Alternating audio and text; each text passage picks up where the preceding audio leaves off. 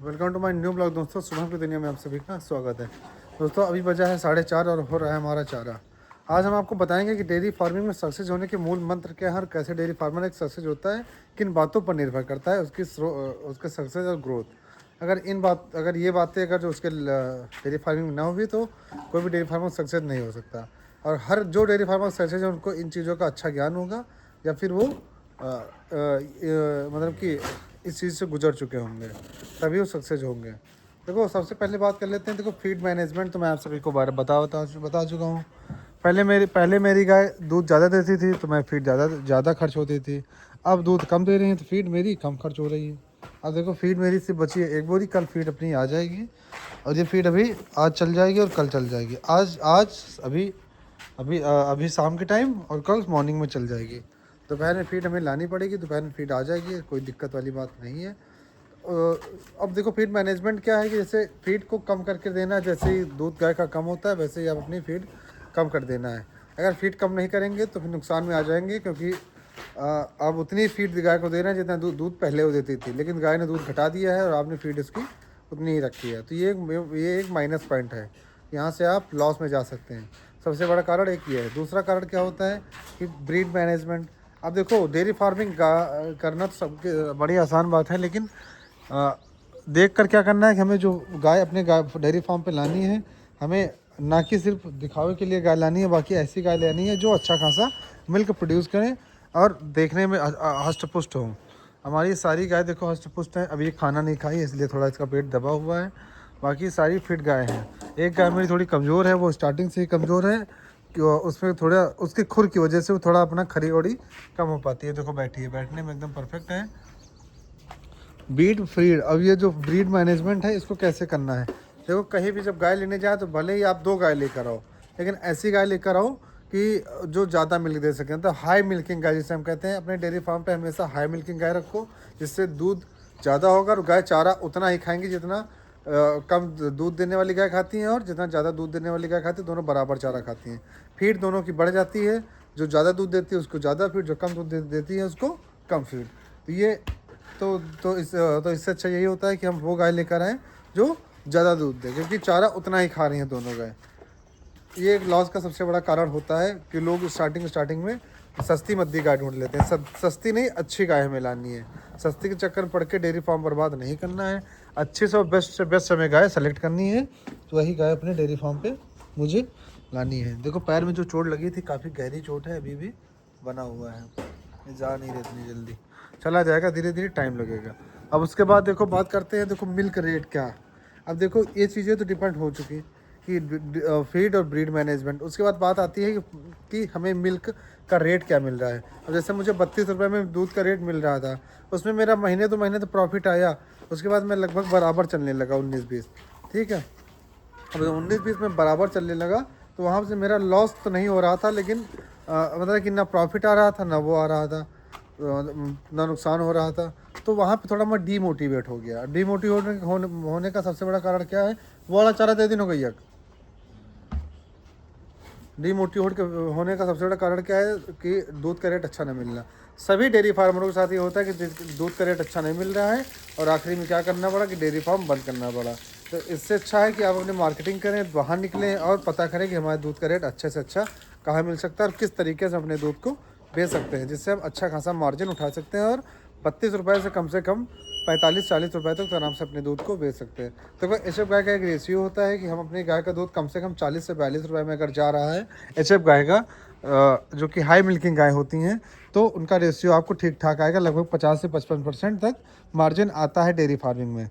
50 से 55% मार्जिन तभी आएगा जब आपको आपकी गाय अच्छी होंगी, चारा एक बराबर मतलब कि उतना जितना खाएंगी उतना दूध देंगी तब, और दूध का रेट, फीड मैनेजमेंट, ये सारी चीज़ें डिपेंड करती हैं आपके मिल्क रेट पर कि आपका मिल्क रेट और प्रॉफिट कितने परसेंट आप अपने डेयरी फार्म से कलेक्ट कर सकते हैं। सभी देखो, कोई ज़रूरी नहीं है कि सभी डेयरी फार्मरों के पास 50% ही मार्जिन होता हो। कोई कोई भैया 35-25% मार्जिन पे रह जाता है। क्यों? क्योंकि वो सब कारण क्या होता है कि वो लो मिल्किंग गाय उनके डेयरी फार्म पे होती है, खाती उतना ही है, दूध देती है कम, और वो फीड मैनेजमेंट भी नहीं कर पाते, जिसकी वजह से उनको मार्जिन जो होता है 35% से 25% तक ही रह जाता है।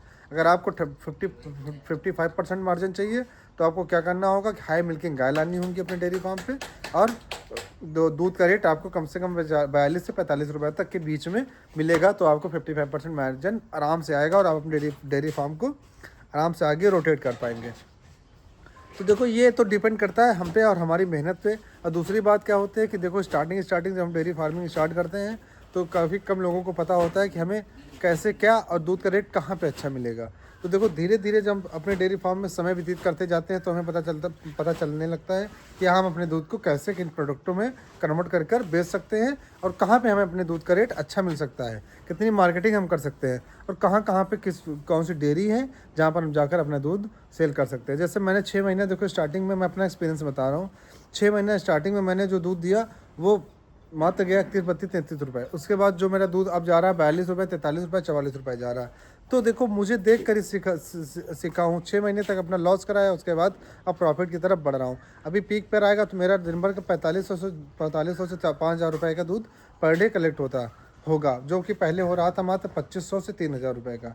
तो अब सोच के चलो कि मैंने कितना लॉस उठाया है एक महीने में लगभग 35 से 40 हज़ार रुपये का लॉस सिर्फ उठाया है मैंने इन 6 महीनों को अगर देखा जाए तो। अगर जो मुझे पहले पता होता है कि मेरे दूध का रेट 42 रुपये मिल सकता है मुझे कहीं बाहर जाकर, तो मैं वहीं पर जाकर अपना दूध सेल करता, जहाँ पर मैं महीने का 35 से 40 हज़ार रुपये तक आराम से प्रॉफिट और ज़्यादा जनरेट कर सकता था। अब ये प्रॉफिट जनरेट नहीं हुआ, कारण क्या था कि मैंने अपने दूध का रेट सही से नहीं प्राप्त कर पाए। और नहीं प्राप्त हुए कारण क्या है, मुझे नॉलेज उतना नहीं था कि कहाँ पे कितना दूध किस रेट में जाता है। काफ़ी लोग कमेंट कर रहे थे कि भाई अब अमूल डेयरी पर ट्राई करो, अमूल डेयरी पर ट्राई करो, लेकिन मैं कमेंट पढ़ रहा था लेकिन मेरे आसपास कोई अमूल डेयरी थी नहीं जहाँ पे मैं ट्राई कर सकता हूँ। अब मैंने जाकर ट्राई किया तो मुझे दूध का रेट अच्छा मिलने लगा। तो इन बातों पर अगर आप डिपेंड रहते हैं तो ज़्यादा बढ़िया रहता है। दूसरी बात, डेयरी फार्मिंग करने से पहले आपके पास हरा चारा होना बहुत ज़रूरी है। अभी हरा चारा पे हम बात करते हैं तो क्यों कितना ज़रूरी है इस पर बात करेंगे। देखो हरा चारा सारी गायों के लिए एक ह्यूमैनिटी पावर का सिंबल होता है कि जितना गाय हरा चारा खाएंगी उतना ज़्यादा स्वस्थ रहेंगी और उनका पाचन तंत्र सही रहेगा, क्योंकि हरा चारा बहुत मुलायम होता है और उनको जल्दी उनके पेट में पच जाता है, जिससे मिल्क प्रोडक्शन बढ़ने लगता है। भले ही यहाँ फैट थोड़ा कम हो जाता है लेकिन मिल्क प्रोडक्शन बढ़ जाता है। तो हरा चारा सभी डेयरी फार्मों के लिए बहुत ज़रूरी है। तो डेयरी फार्मिंग स्टार्टिंग करने से पहले आप अपने हरे चारे का एक बड़ा सा भंडार जो है कि जैसे 4 गायें हैं तो लगभग 6 से 7 बिस्वा में लगभग कि 8000 से 10,000 स्क्वायर फीट में हरा चारा लगा होना चाहिए आपका। अगर इतने में नहीं लगा है तो तो आपके पास हरे चारे की कमी महीने 2 महीने में आती रहेगी, जैसे मेरे पास आई है। मैं अपना एक्सपीरियंस आप सभी को बता रहा हूँ। देखो ये चीज़ हो गई हरे चारे पे डिपेंड रहना। ये सारी चीज़ें होती हैं कि प्रॉफिटेबल डेयरी फार्म के सिंबल होते हैं कि हरा चारा अगर आपके पास है, अच्छी ब्रीड की गाय हैं, आप फीड मैनेजमेंट आप अच्छे से कर रहे हैं, दूध का रेट आपको अच्छे से मिल रहा है, अगर इन सारी बातों पर आप एकदम परफेक्ट हैं, अगर इनमें से आप 85% भी अगर सही आ रहा है आपका रेशियो, तो भी पर आप प्रॉफिटेबल डेयरी फार्म की श्रेणी में आ जाएंगे। अगर जो इनमें से आप सोचो कि नहीं भाई हमारा दूध का रेट ख़राब जा रहा है, फीड मैनेजमेंट भी गड़बड़ है, घास भी नहीं है, तो फिर आप प्रॉफिट नहीं कमा सकते हो। फिर आपका कुछ समय बाद ऐसा ही आएगा कि आपको डेयरी फार्म बंद करना पड़ जाएगा। तो इससे अच्छा यही है कि आप अपने फीड और ब्रीड मैनेजमेंट सब कुछ बनाकर चलें, तभी डेयरी फार्मिंग करें। और उसके बाद एक सबसे इम्पॉर्टेंट बात जो है आती है कि डेयरी फार्मिंग करने से पहले कुछ बातों का ज्ञान लेना, कि मतलब ट्रेनिंग करना। अब ट्रेनिंग कैसे क्या, उसके बारे में आप सबको पुरानी वीडियो में बता चुका हूँ। जिस भाई को ट्रेनिंग करनी है किसान PNGP पे जाकर ट्रेनिंग कर सकता है। आजकल तो कई सारे ऐप आ चुके हैं कि अभी 1-2 रुपये देकर उस पर ट्रेनिंग कर सकते हैं। यूट्यूब पे अच्छी खासी वीडियो लोग बनाते हैं या फिर सिखाते हैं, पूरा कोर्स दे के वहाँ पर कर सकते हैं। या फिर पंजाब में जाके बठिंडा शहर है वहाँ पे जाकर 3-4 महीने रहकर वहाँ पर डेयरी फार्मिंग सीख सकते हैं। या फिर अपने आसपास कहीं पर डेयरी फार्मिंग जो लोग कर रहे हो, जैसे मैं ही कर रहा हूँ, तो मेरे पास कोई आकर रहकर यहाँ पर सीख सकता है। अब देखो इसमें से मैं कहूँ तो सबसे बेस्ट क्या माना जाता है, सबसे बेस्ट इसमें से माना जाता है कि कहीं पर रहकर डेयरी फार्मिंग सीखना। जैसे मेरे पास 4-5 गायें हैं, 5 गायें हैं प्रधान समय पे, अगर इनके बीच में रहकर हम डेयरी फार्मिंग सीख रहे हैं या कर रहे हैं तो हमें ज़्यादा नॉलेज पड़ेगा। क्यों? क्योंकि प्रैक्टिकल जो होता है वो ज़्यादा बेस्ट माना जाता है ऐसे अकॉर्डिंग टू रीडिंग से। क्योंकि हम देखते हैं प्रत्यक्ष रूप से क्या कैसे गाय को क्या फीडिंग दी जा रही है, गाय क्या कर रही है, और गाय को कैसे मैनेज करना है, कितने बजे चारा देना है, कितनी बार देना है, और कितने बजे मिल्किंग करनी है, सब आप सीख पाएंगे। ये भी एक प्रॉफिटेबल डेयरी फार्म का सिंबल है कि आपको जितना ज़्यादा नॉलेज होगा अपनी गायों के बारे में, आप उतना ज़्यादा प्रॉफिट कमा सकते हैं। क्यों? अभी बात आती क्यों? क्योंकि आपको पता होने वाला होता है कि हमारी गाय को कौन सी बीमारी कब होने वाली है।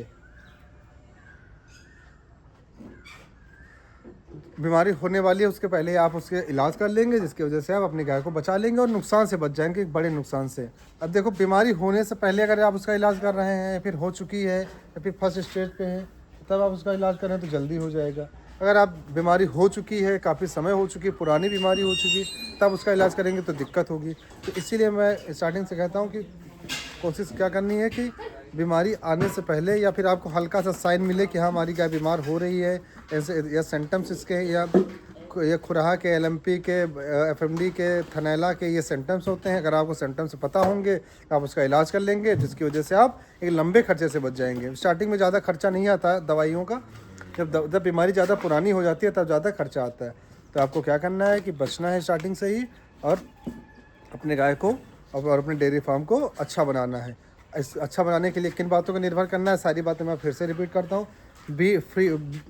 ब्रीड मैनेजमेंट, फीड मैनेजमेंट, दूध का रेट और ट्रेनिंग और हरा चारा, 5-6 सिंबल हो चुके हैं जिस पर हमें फोकस करना है, और जिससे आप अपने डेयरी फार्म को सक्सेस डेयरी फार्म बना सकते हैं। बाकी और किसी को कोई जानकारी चाहिए, किसी को ट्रेनिंग करनी है तो मैं डेयरी फार्म पर आके कर सकता है। कमेंट का रिप्लाई मैं इस समय थोड़ा कम कर पा रहा हूँ, क्योंकि रीज़न क्या है कि अभी तबीयत मेरी ख़राब चल रही है। आज थोड़ी तबीयत मेरी एकदम थोड़ी सही है, तो मैं आज सबके पुराने कमेंटों का पहले रिप्लाई करूंगा और नए वालों का बाद में करूंगा।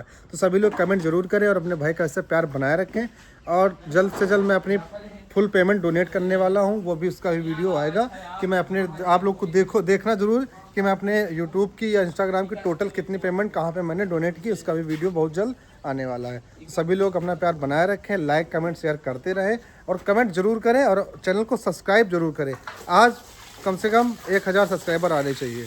धन्यवाद, मिलते हैं आपको नेक्स्ट ब्लॉग में। बाय बाय, नमस्कार। अब लगते हैं काम में, क्योंकि काम भी चालू हो चुका है डेयरी फार्म पे, और पानी नहलाना धुलाना सारा काम अभी हम करते हैं। मिलते हैं आपको नेक्स्ट ब्लॉग में। बाय बाय, नमस्कार।